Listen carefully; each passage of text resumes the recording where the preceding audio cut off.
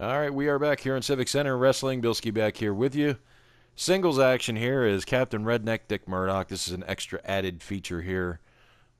We wanted to throw a singles match in here. So Captain Redneck Dick Murdoch to take on the flag bearer of the Sheepherders. And the Sheepherders Fantastics match has been postponed due to, I guess you would say, travel circumstances beyond our control.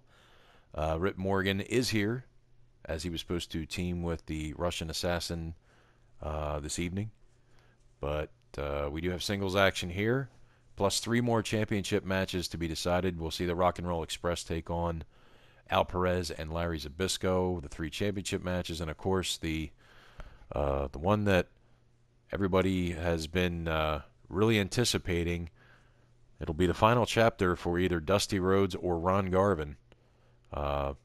Before the telecast, Gary Hart made it clear that his pit bull, he was so confident in his pit bulldog, as he calls Ronnie Garvin, he was so confident in him that Ronnie Garvin could put Dusty Rhodes on his back again with one punch and send Dusty Rhodes out of professional wrestling, out of the NWA. The match was signed. It has been sealed. It will be delivered as we take you back into the Civic Center. Through the curtains we go, and you take a look at the overflow crowd here at the Civic Center in Philly. And there you see Captain Redneck Dick Murdoch, who just recently mended his ways with the American Dream Dusty Rhodes in Detroit, and now has reformed his alliance with Dusty Rhodes as the Texas Outlaws, as Dick Murdoch makes his way to the ring to take on the nephew of the Sheepherders, Rip Morgan.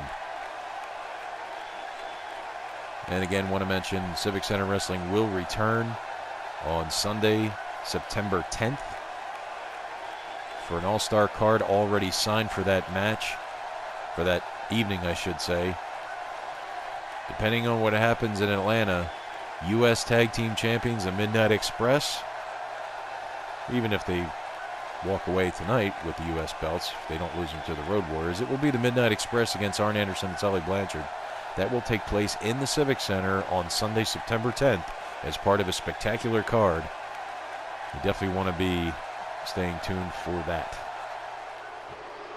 As you take a look at some of the fans here in the Civic Center, we are about ready for action. One-on-one competition. You see Rip Morgan there, and the ref calls for the bell, and we are underway. And Dick Murdoch does not get paid by the hour. He goes right after, I was going to say his larger opponent. They're about the same height, about 6'4", 6'5". Right about the same weight. So there's really no advantage either way. If there is an advantage at all, it would come from the experience of Captain Redneck Dick Murdoch. Irish whip in. Again to the corner, Rip Morgan in there, and a clothesline mashes Rip Morgan. Dick Murdoch, even though he has realigned himself with Dusty Rhodes, he still has tendencies to fight dirty. They called him Dirty Dick Murdoch at one point when he was a member of the Texas Outlaws with the American Dream Dusty Rhodes. Well, he can still get down and dirty with the best of them. There's no doubt about it. And there's that elbow right to the face of Rip Morgan. And a high back body drop. And again, talked about the dirty tactics of Dick Murdoch, but it was countered by Rip Morgan, who takes a snapmare, takes the captain over. And now it is Rip Morgan going to work on the arm of Dick Murdoch.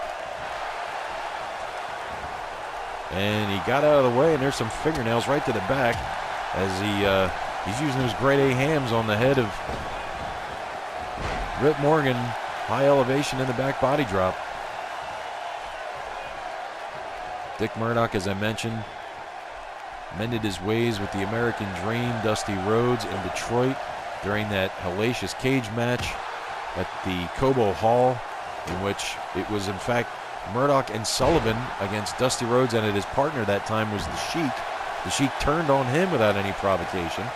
Of course, their feud and their bad blood goes a long way back, too. But Dusty thought he had a solid partner and just somebody as sick as Kevin Sullivan. Well, it was not to be. There's the big elbow. And there's another big elbow. And we know what Captain Redneck's move is. And perhaps, nope, Irish whip over the top. Oh, and a headbutt sends the captain to the floor here in the Civic Center. Glad to have you all along. We are moving onward in this event. 3 championships to be decided, a tag team grudge match. And oh, this is going to be pretty wild here. And it is Captain Redneck Dick Murdoch who just nails Rip Morgan right through the security railing, much to the delight of the fans here in the Philadelphia Civic Center.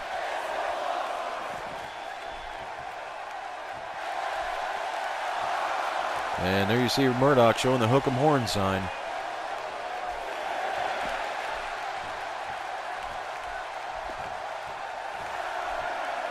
Referee counting, and now Murdoch wants to get at Rip Morgan, but the ref not letting him, which I find somewhat strange because he's never let a referee get in the way before. But it is Murdoch now on his man. And there's that elbow of Dick Murdoch. And the second one. You got to figure Rip Morgan's in pretty bad shape. He just got speared right through that security railing. And now some elbows here. A little homage to his partner and friend Dusty Rhodes.